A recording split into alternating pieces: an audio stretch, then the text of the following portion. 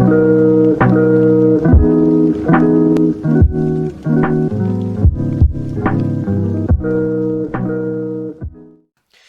folks, and welcome back to another Cards and Castles video. Today we are doing something a bit similar to what we did with Vesaven last time. If you guys recall, a few videos ago, me and Vesa jumped into Cards TV and evaluated some of my own matches. And this time we now have the opposite, where I'm going to jump in on some of his matches. But before we jump into those matches, obviously I want to go over his deck list, which he of course shared with us, so you can guys take a quick look at that before we jump in and take a look at the games. But I mean, Vesa, since this is your deck, man, if you want to go ahead and explain what you got going on here, be my guest. Sure thing, Red. Well, one thing that I've been experimenting lately with is Last Will. Was, more importantly, kind of a non-traditional Last Will that doesn't run the Arcanon General. But since Andrew is a neutral card, he can pretty much go with any combination of colors. So what I've thrown together here, or landed on this one, I've tried a few different combinations, but I've got a Pirate Druid Last Will that kind of focuses on beasts. And as you guys can see, I'm running 41 units, 3 of which include Rat Hovel. So this is a very aggressive deck. You see the Salahar rider. So you can really start pushing very early. But the good thing about this deck is once you've got that early aggression established, your mid game can be very strong because you can get Andrew out there and he can get very big very fast. And you've also got the 6 global buffs. And if that's not enough, then you can swipe in towards the end with the Murdoch, which is actually, has the chance to generate Banshee and does so quite frequently. So that's a good card to throw in here. And then, you'll see the beast theme with the Northlands Wolf. I do have 4 Northlands Bear in there, which is a card you probably don't see very often, as well as the Windfall Griffin and Spiny. And I've got the 3 Spiny, 3 Centaur, 3 Bestial Rage package going.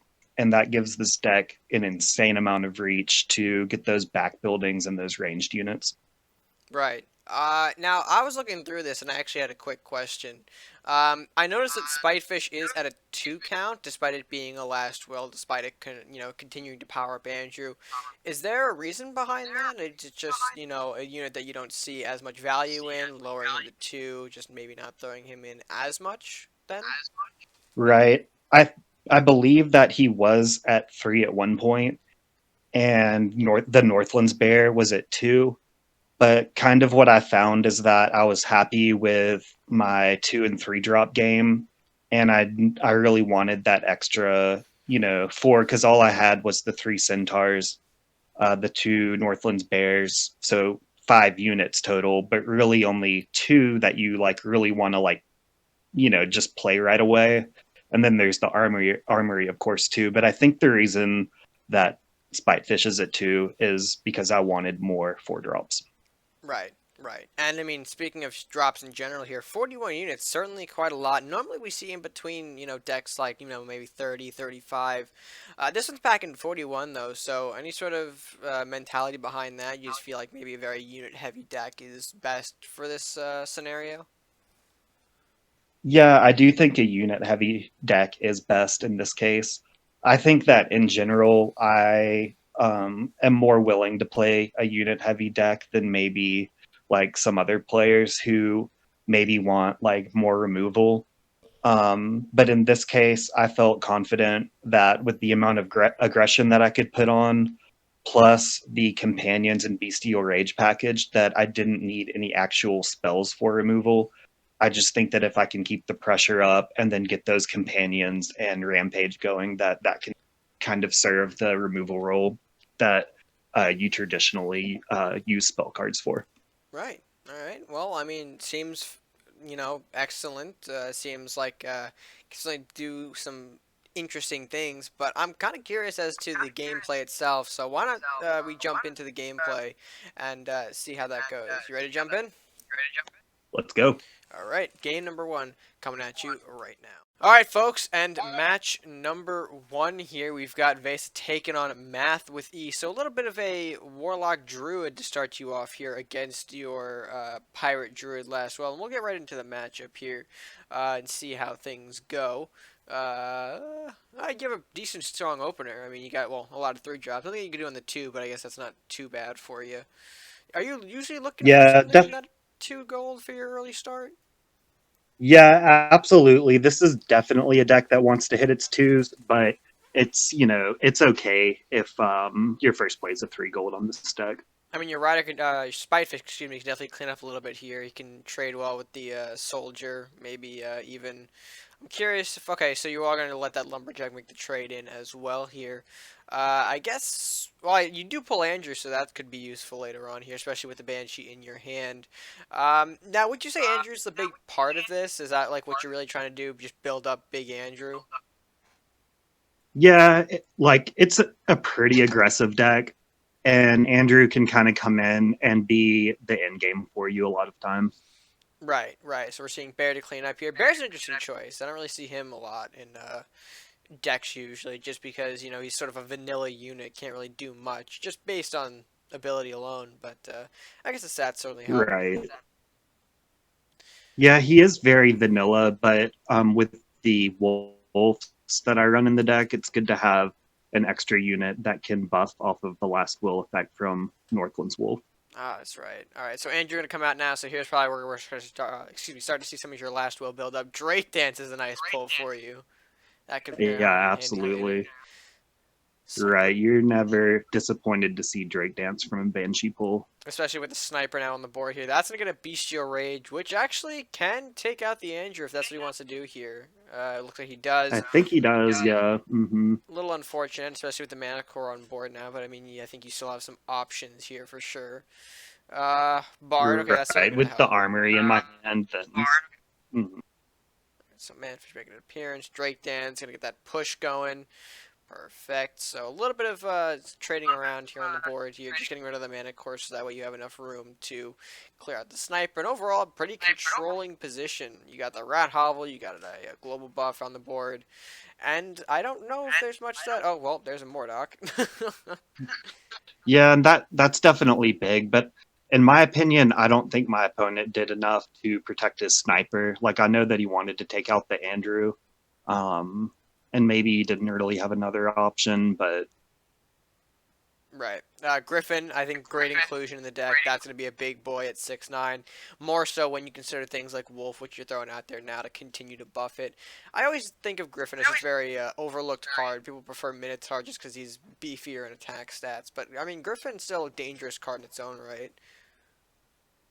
right. Like if I'm even running a deck that only runs a couple of Bestial Rages, then I prefer Windfall Griffin over. Right. So we're going to see a little bit of aggression here from you, just kind of throwing everything you've got at him, knowing that maybe the Mordock isn't going to be enough here. I mean, at this point in the matchup, what was your mentality? Just kind of pushing everything forward here, being aggressive as you can. Yeah, pretty much exactly like you commented on. I didn't think the Murdoch was going to be enough. I didn't think that the cards in his hand were going to be able to compete with my double global buffs and the Rat Hovel. So I kind of, you know, I kind of thought that I had the commanding position here and that it was worth it to just go ahead and push forward. Right, and there is the surrender here, so a very dominant first display for your first match for sure. Unfortunate that we didn't really see a lot of Andrew in that match, but I mean that's just because of the Beast Rage Sniper, not something that we kind of expected to see. But I mean overall, solid performance. Do you have anything else to like add on to it or anything like that? Right. Well, I mean, we didn't really get to see the Andrew grow big, but I think that also, just shows how much of a threat that card can actually be to where he had to put his sniper in a less than favorable position to go ahead and take Drew out. So, Right. He kind of recognized that potentially this is the last will, so if he left that Andrew alive, could grow a bit scary. So, I mean, as much as a sacrifice as it was, can't really blame him for it. Exactly. But with that being said, overall, I would say a strong opener. And let's see what match number 2 has for us. You ready to get going into that one? Let's go. All right. All right, and match number 2 has you going up against Nubalicious, of course, the Warlock Crusader, of course, classic for no interaction or, Last Will. We'll see which one decides to take shape here, since we will be seeing his hand in the matchup, aside from yours. But let's go ahead. Thank you, Beastly, for jumping in. Uh, he's Looks got a like knights. decently strong start here. I mean, Minor, Knight, Church, potentially leading me to believe this is some kind of good stuff deck, maybe. I'm not seeing a clear synergy on what's going on. But Yeah, some, it was over a week ago. I'm guessing knights just off the top of my head, right. seeing the questing knight come out. Well, I mean, you seem to hit your early drops here better in this game. Wolf, Salahar Rider making an appearance. That's going to do you some good here.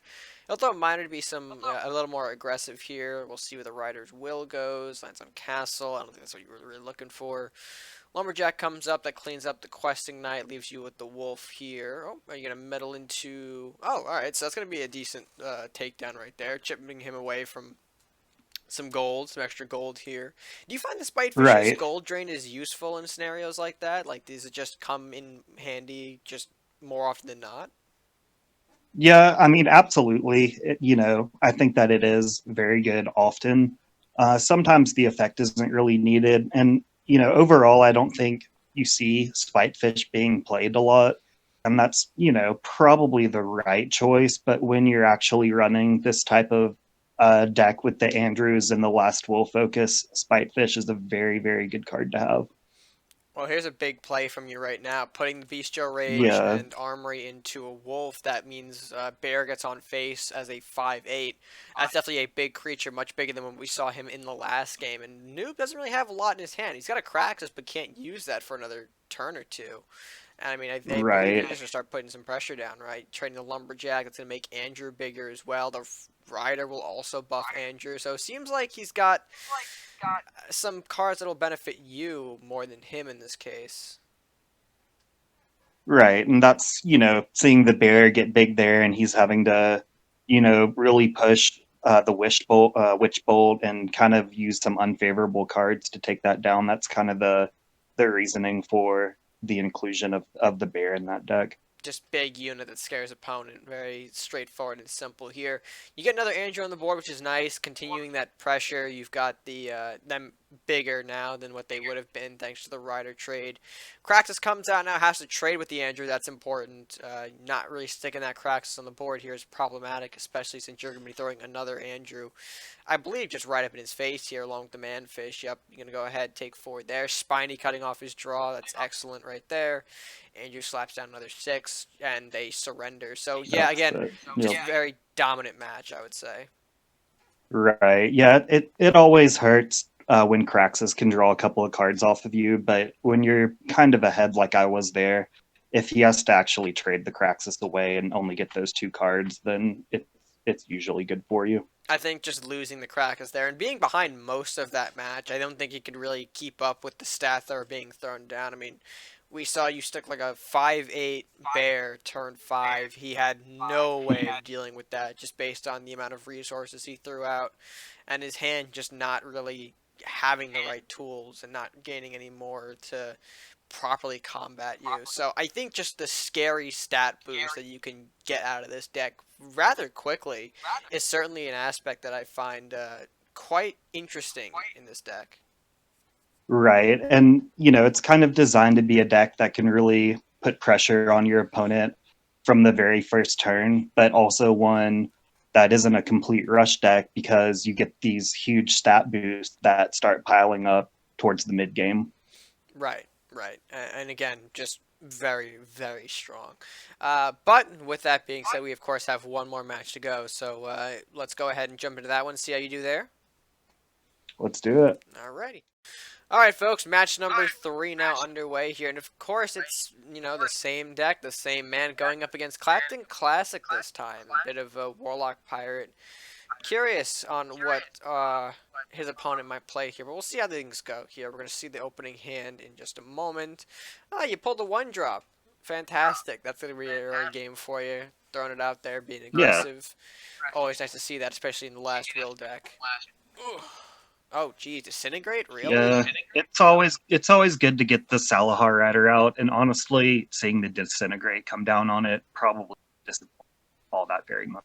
It's a little disheartening, but I mean, problem is that's sort of an answer for Last Will, so we had to be maybe a little nervous. We'll see Unstable Construct made an appearance now, Spitefish, which is fine, just trying to get a trade in there with the Construct. You don't want to waste the Wolf just yet, especially when you know it's going to be not a worthwhile sacrifice. Pyromancer, Right. okay, that's I really interesting. like this trade here too because it's a 1-for-1 on units, but like you mentioned earlier in the video, that gold loss actually probably comes in big here, leaving him with only 2 gold, He does which use he's that going for to a throw second another Disintegrate. Disintegrate. Mm-hmm. Alright, so Armory going to go down, that's fine. You can't really use the Spiny just yet, you have to set up the Armory so the Spiny can do more, and then Pegacorn comes out. Alright, you don't really have a lot of clear answers for Pegacorn. Drew another No, Spiny. yeah, it looks like I'm just going to try and block the castle with the Lumberjack here and start to set up for Andrew next turn. Yeah, that's probably what you have to go for. He does go for the Spiny, and then, okay, Dagger Storm. Unfortunately, does hit the Lumberjack twice, so you can't really make that trade. Yeah. I imagine you'll get the Andrew out for the Banshee. Yep, there it is. So Banshee gets sacrificed, Andrew gets bigger. Again, what we've seen so far, and it just works here. We'll see how he responds, though. He's got more burns than some of the other guys. And Execution, that's gotta hurt. Ooh. That really hurts. Yeah, and that's the kind of card in that situation. Could have put him way ahead. If I do not draw favorably the rest of the match. Right, and we noticed you keeping Spiny back just because you're low on resources. I imagine you don't want to put that kind of pressure on, especially if it can kind of just disappear in an instant. Well, there he goes. Right. Yeah, this definitely wasn't the right. The last turn wasn't the opportunity to push on Spiny. I think saving him and getting some value for taking away the awakening from the imp works out well. Let's see, Murder hits bars, so that gets rid of your Lumberjack here, which putting in some work, getting rid of the Rider.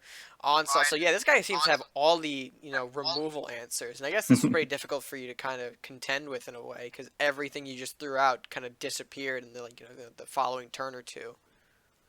Yeah, absolutely. He is running a lot of removal, but one aspect about the deck that I'm running is I do run a very high amount of units. So hopefully I'll be able to pull enough units to keep some pressure going. Right, he throws out Villaroth for the turn, which is interesting. You put the Spiny in, okay, so getting rid of the Pyromancer, Yeah. good. You want to get rid of that We're here. going to see probably a Bestial Rage You here, don't if I know actually play myself a now. card. Don't connect with the Villaroth here, which is, I mean, fine, but that is going Hmm. to lead to a trade here. Kind of curious on how, well, Bear is big on its own. I get why you don't want to just sack it into the Villaroth here, but that's kind of Hmm. problematic for you. Yeah. Um, I think maybe at the time I was worried about the number of cards in my hand, thinking I could deal with the 1 health Villaroth and that I might need the Bestial Rage more later. That's the only way Jeez. that I can reason Another that line execution of pops thinking on out. that. Altar comes out. So yeah, Right. you're So in much some real removal. trouble here. You have an ignition that could do a little bit of work here, popping the Right. Villaroth, which I imagine you Well, might I would take. say that double Windfall Griffin was probably a good draw here. I'm gonna throw the Bard out there. Oh, detonate. Jeez. So there goes the Bard. Yeah. Windfall Griffin comes to So block. there goes the Griffin. Yeah, Right. unfortunately, yeah, the Villaroth is going to get that trade. Nothing much you can do about it. And you don't want that damage, especially since you are getting weak here on the castle. I noticed it is 11 health as opposed to 16. So you are in a bit of trouble here, I would say, in the match. So Blue Fire Right. coming Yeah. out. The amount of removal that I've ran into this game has definitely become problematic for me. Yeah, so there goes a Griffin off the Villaroth here. Dark Bender that you can't reach just yet. Ugh. Right. And that Dark Bender is immediately available to go straight to the castle No. unless I draw a Centaur. You do pull a Centaur. You don't use But it, I do though. not I don't use the Centaur, which is probably pretty questionable of a play. It seems like Salahar Rider and a Centaur Sharpened Swords would have probably been a better play. And Beast of Rage to even bop the altar as well here. Dark Ben are going to go ahead, so you really have about a turn to deal with this. He does leave himself open, though, which I think is where you kind of come in here, especially, yeah, with that armory draw. Sharpened Sword, you throw on the Rider. Okay, I really don't think it makes a difference. Bestial Rage as well. I think you pop the Right. Centaur here, and that's going to be game, but just barely. Barely, Wow. barely. And then, yep, that lands. Actually, you couldn't get all. Okay, well, it makes sense, though, but damn, that was a really close game. Yeah, absolutely. The amount of removal just really put me back on my heels on that one, and I was just barely able to pull it off. I think it wasn't really your play that I questioned throughout that match as much as it's just he had all the right tools, and that's sometimes what you run into, especially with things like no interaction being as popular as they are. Of course, there are people who try to make their own variations and their own spins, and one of those notorious variations being the Warlock Pirate, the one where you could throw in all the hard removal, the murders, the executions, the onslaughts. Mm, Very, right. very And versatile tools. So I'm absolutely. And that is a fact of this game is that even if your deck is very good and you play perfect or nearly perfectly, you can still lose. Yeah, and I mean, we was just nearly there, but once you recognize the cards in your hand, once you use some quick math, things can turn around very well, like they did for you in this case. So overall, man, I couldn't have asked for a stronger match to close out this video. That was absolutely insane, and gotta hand off, props to you for this deck.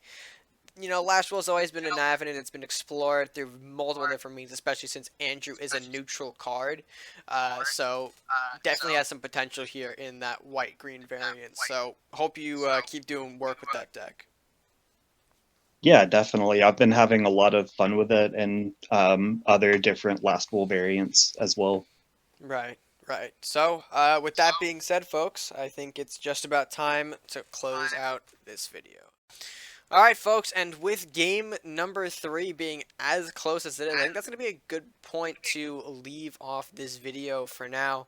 Vesa, like I said before, quite an amazing deck you had here, proven by the games, especially that last one where it came down to the very, very last possible turn.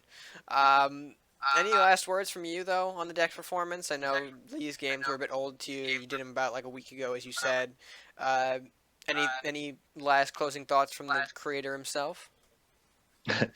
Right. Well, I just think that Last Will is a lot of fun to play, and I definitely had a lot of fun playing it, and I encourage you guys to give it a shot too. Right, of course. We did throw the list out in the beginning of the video here. Actually, let me just throw it up quickly on the screen now. Just as a one last look for you guys, if you want to play, getting your screenshots or whatnot, that's going to be the list. And of course, feel free to make some modifications. As Vesa said, he, tends to be a more aggressive player, likes to play the unit heavy stuff, but of course, feel free to switch things around. We encourage, variations are always good and whatnot.